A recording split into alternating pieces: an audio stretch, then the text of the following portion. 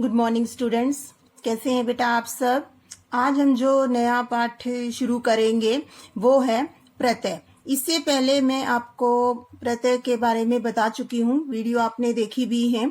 उसमें हमने प्रत्यय क्या है, इसके कौन से भेद हैं और प्रत्यय से शब्दों का निर्माण किस प्रकार किया जाता है, उसकी वीडियो मैं आप लोगों के लिए पहले बना चुकी हूँ। तो वो आप नीचे जो डिस्क्रिप्शन दिया हुआ है उसमें भी देख सकते हैं और दोबारा उस चीज को समझ सकते हैं अगर आपको जरूरत लगे तो।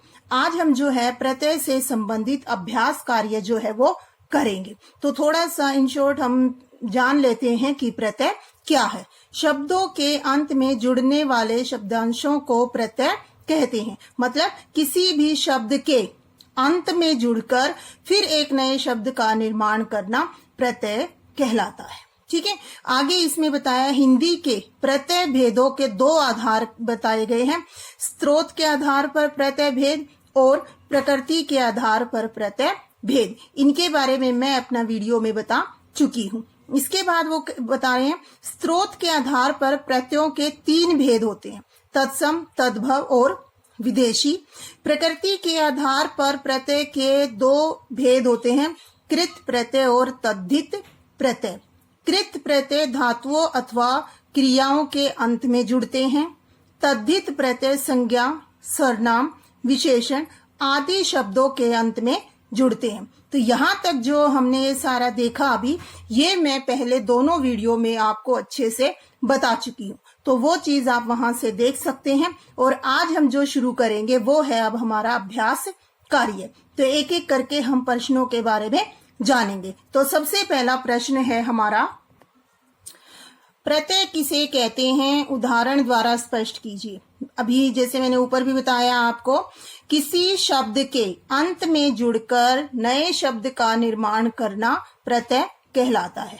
ठीक है, उदाहरण के लिए हम जैसे मानव प्लस ता मानवता, प्रभु प्लस तव प्रभुत्व, इस तरह से जो है वो प्रत्यय बनते हैं, प्रत्ययों से शब्द बनते हैं। कृत प्रत्यय और तद्धित प्रत्यय में अंतर बताइए। ये भी हमने ऊपर अभी पढ़ा।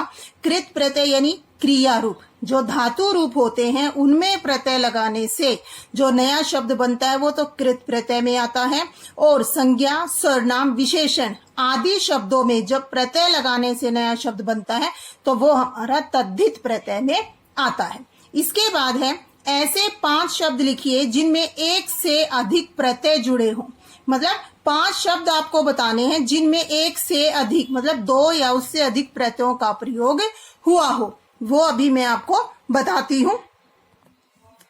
जैसे पहला हम देख सकते हैं राष्ट्रीयता। ठीक है, राष्ट्रीयता शब्द है, इसमें राष्ट्र जो है वो मूल शब्द है, ईय प्रत्यय है और फिर ता प्रत्यय है। इसी तरह से दूसरा आ सकता है मानवीयता। मानव इसमें मूल शब्द है, ठीक है, और इसमें 2 प्रत्यय हैं, मानवीयता में ईय और ता। दूसरा आ सकता है ईमानदारी। ईमान मूल शब्द हो गया, दार इसमें प्रत्यय हो गया, फिर ई प्रत्यय हो गया। ठीक है, इस तरह से आपको 5 शब्द जो है वो लिखने हैं। इसके बाद नेक्स्ट क्वेश्चन है हमारा, उपसर्ग और प्रत्यय में अंतर स्पष्ट कीजिए। उपसर्ग और प्रत्यय ये मैं आपको अच्छे से एक्सप्लेन कर चुकी हूं, तो इसमें सिर्फ आप एग्जांपल्स बताएंगे। ठीक है, उपसर्ग जो शब्द के आरंभ में लगकर उसके अर्थ में परिवर्तन या विशेषता ला देते हैं, और प्रत्यय किसी शब्द के अंत में जुड़कर उसके अर्थ में परिवर्तन या विशेषता या एक नए शब्द का निर्माण करते हैं, वो प्रत्यय कहलाते हैं। ठीक है, उपसर्ग और प्रत्यय दोनों के योग से बने 5 शब्द लिखिए। मतलब जिस एक शब्द कोई ऐसा जिसमें उपसर्ग का भी प्रयोग हो और प्रत्यय का भी प्रयोग हो, तो ऐसे हमें 5 शब्दों के बारे में लिखना है। ठीक है, तो इसमें पहला देखिए, पर उपसर्ग है, देश मूल शब्द है, ई प्रत्यय है, तो नया शब्द क्या बना, परदेसी। इसी तरह से आगे और भी शब्द दिए हुए हैं, ये आप देख सकते हैं। सु उपसर्ग है, व्यवस्था मूल शब्द है और इत प्रत्यय है, क्या बन गया, सुव्यवस्थित। इसके बाद ए उपसर्ग, धीर मूल शब्द और ता प्रत्यय, अधीरता। स उपसर्ग है, देश मूल शब्द है, ई प्रत्यय है स्वदेशी। तो मतलब इस तरह से काफी सारे दिए हुए हैं, तो आप इनको एक बार ध्यान से पढ़िएगा और इनमें से कोई भी शब्द ऐसा है जिसका आपको अर्थ समझ नहीं आ रहा, वो आप मेरे से पूछ सकते हैं। ठीक है बेटा, अब आगे अपना अगला क्वेश्चन से शुरू करते हैं। निम्नलिखित में कृत प्रत्यय लगाकर दो शब्द बनाइए। मतलब कृत प्रत्यय यानी कि कृत क्या बताया था मैंने आपको, धातु रूप। ये आपको कृत प्रत्यय दिए हुए हैं आगे सभी इसमें, ठीक है। इनका प्रयोग करते हुए आपको दो शब्द बनाने हैं। तो जैसे हार, कृत प्रत्यय से 2 शब्द बनाने, पालनहार, खेवनहार। आहट प्रत्यय से घबराहट, चिकनाहट। आलू से झगड़ालू, दयालु। आवा, पहनावा, छलावा। अंत प्रत्यय से रटंत, गढ़ंत। तव्य, गंतव्य, मंतव्य। आस, मिठास, खटास। अक्कड़, भुलक्कड़, घुमक्कड़। आन, उठान, मिलान। आई, पढ़ाई, लिखाई। ई, हंसी, बोली। ता, घूमता, पढ़ता। आ, भूला, भटका। ना, पीना, रोना। अन, ढक्कन, झाड़न। ओती, चुनौती, कटौती।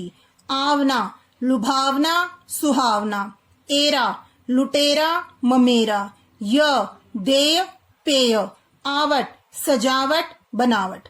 इन शब्दों के बारे में मैंने आपको बताया था कि किस तरह से वैसे हम लिखते हैं। आगे जो हमारी एक्सरसाइज है उसमें भी जब हम अलग करके लिखेंगे तो आपको पता भी चल जाएगा कि मूल शब्द और प्रत्यय कैसे मिलाने से फिर एक नया शब्द बनता है। जैसे अगर हम इसमें ई से ही लें, हंस प्लस ई, हंसी। बोली, बोल या बोलना प्लस ई, बोली।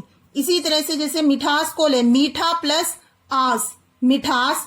खट्टा प्लस आस, खटास। इस तरह से शब्द जो है वो बनते हैं। ठीक है, इसके बाद अगला प्रश्न है हमारा, निम्नलिखित शब्दों में से मूल शब्द और प्रत्यय अलग कीजिए। मतलब अब हमें आगे जो है शब्द दिए हुए हैं उनमें से हमें मूल शब्द और प्रत्यय अलग अलग करके लिखने हैं। ठीक है, अब ये शुरू करते हैं आगे। सजावट, इसमें मूल शब्द सजना प्लस आवट। भुलावा, भूलना प्लस आवा, या इसमें भूल प्लस आवा भी हो सकता है। भूल जो है वो मूल शब्द हो गया। ना जो है जो सामान्य रूप हम बनाते हैं जैसे, तब हम ना का प्रयोग करते हैं। ठीक है, भूल प्लस आवा, भुलावा, या भूलना प्लस आवा, भुलावा। शिक्षित, शिक्षा प्लस इत। अपनापन, अपना प्लस पन। कुलीन, कुल प्लस ईन। इस चीज का हमें ध्यान रखना होता है। कई बार हम ये ध्यान नहीं देते हैं कि इसमें छोटी ई है या बड़ी ई है। तो शब्द को आप ध्यान से देखिए कि शब्द जो दिया गया है उसमें कौन सी ई का प्रयोग हुआ है। ठीक है, बुढ़ापा, बूढ़ा प्लस आपा। और शब्दों का भी ध्यान दीजिए, जैसे इसमें छोटा ऊ है और ये बूढ़ा जो मूल शब्द है उसमें बड़ा ऊ आता है। तो इन चीजों का भी आपको ध्यान रखना है। तैराक, तैरना प्लस आग। बिछोना, बिछना प्लस ओना। गवैया, गाना प्लस एया। लिखावट, लिखना प्लस आवट। घबराहट, घबराना प्लस आहट। बचपन, बच्चा प्लस पन। दार्शनिक, दर्शन प्लस इक। वैज्ञानिक, विज्ञान प्लस इक। पारिवारिक, परिवार प्लस इक। जंगली, जंगल प्लस ई। मुस्कुराहट, मुस्कुराना प्लस आहट। उच्चतर, उच्च प्लस तर। गुणवान, गुण प्लस वान। प्राकृतिक, प्रकृति प्लस इक। अब इस चीज में ध्यान दीजिए, यहाँ पे जो शब्द है प्राकृतिक है, लेकिन मूल शब्द जो होता है वो प्राकृति नहीं होता। क्या होता है मूल शब्द? प्रकृति होता है। तो इस चीज का आपको ध्यान रखना है कि मूल शब्द जो हमारा है वो क्या है, और उस मूल शब्द में जब प्रत्यय जुड़ता है तो उससे जो नया शब्द बनता है वो क्या है। ठीक है, प्रभुत्व, प्रभु प्लस तव। मार्मिक, मर्म प्लस इक। स्वाधीनता, स्वाधीन प्लस ता। पीड़ित, पीड़ा प्लस इत। ठीक है, तो अब हमने क्या किया कि देखा इसमें कि शब्द दिया हुआ है हमें, और उसमें से हमें मूल शब्द निकालना है और प्रत्यय निकालना है। उसको अलग करके हमें कैसे लिखना है वो हमें इसमें बताया गया है। अब अगला प्रश्न आता है हमारा, निम्नलिखित शब्दों में प्रत्यय लगाकर नए शब्द बनाइए। आप देखिए क्या दिया हुआ है, शब्द दिया हुआ है, उसमें प्रत्यय लगाना है, फिर नया शब्द बनाना है। विष प्लस एला विशैला, बाजार प्लस उ बाजारू, गुलाब प्लस ई गुलाबी, मीठा प्लस आस मिठास, चिकना प्लस आहट चिकनाहट, कड़वा प्लस आहट कड़वाहट, मोटा प्लस आपा मोटापा, शोक प्लस इन शौकीन, बुरा प्लस आई बुराई, चढ़ प्लस आई चढ़ाई, साल प्लस आना सालाना, सजना प्लस आवट सजावट, ओढ़ना प्लस नी ओढ़नी, कटना प्लस आई कटाई, दया प्लस आलू दयालु, पठ प्लस अन्य पठनीय, लूट प्लस एरा लुटेरा। अब इसमें भी देखो ये चीज आई है, लूट जो मूल शब्द है उसमें बड़ा ऊ है, और जब प्रत्यय लगने से नया शब्द बना उसमें छोटा ऊ है। इन चीजों का आपको ध्यान रखना है। अमर प्लस तव अमरतव, जादू प्लस गर जादूगर, मरना प्लस इयल मरियल, पढ़ना प्लस आई पढ़ाई, ईश्वर प्लस तव ईश्वरत्व, सभ्य प्लस ता सभ्यता, रिक्शा प्लस वाला रिक्शा वाला। इसके बाद है, निम्नलिखित शब्दों में से उपसर्ग और प्रत्यय अलग कीजिए। आप देखिए इसमें उपसर्ग भी दिया हुआ है और प्रत्यय भी, तो इन दोनों को अलग करना है और साथ में मूल शब्द भी हमें बताना है। सुनिश्चित, सु उपसर्ग है, निश्चय मूल शब्द है, इत प्रत्यय है, प्रभावी प्र उपसर्ग है, भाव मूल शब्द है और ई प्रत्यय है, परोपकारी पर उपसर्ग है, उपकार मूल शब्द है और ई इसमें प्रत्यय है, अंतर्देशीय अंतर उपसर्ग है, देश मूल शब्द है और ई प्रत्यय है, वैज्ञानिक वी मूल शब्द वी उपसर्ग है, ज्ञान मूल शब्द है और इक इसमें प्रत्यय है, असंतुलित ए उपसर्ग, संतुलन मूल शब्द और इत प्रत्यय, सम्मानित सम उपसर्ग है, मान मूल शब्द है, इत प्रत्यय है। अबला, अब ये देखो बिल्कुल छोटा सा शब्द है लेकिन इसमें भी उपसर्ग और प्रत्यय दोनों का प्रयोग है। ए उपसर्ग है, बल मूल शब्द है और आ इसमें प्रत्यय है। ठीक है। साक्षरता स इसमें उपसर्ग है, अक्षर इसमें मूल शब्द है और ता इसमें प्रत्यय है। बदनामी बद उपसर्ग है, नाम मूल शब्द है, ई इसमें प्रत्यय है। नादानी ना इसमें उपसर्ग है, दान इसमें मूल शब्द है, ई इसमें प्रत्यय है। बेशर्मी बे इसमें उपसर्ग है, शर्म इसमें मूल शब्द है और ई इसमें प्रत्यय है। आगे यहां तक समझ में। इसके बाद हमारा अंतिम प्रश्न है बहुविकल्पीय प्रश्न, मतलब इसमें जो है आपको 4 या 5 ऑप्शन दिए जाते हैं, उनमें से कोई एक जो है वो आपको बताना होता है।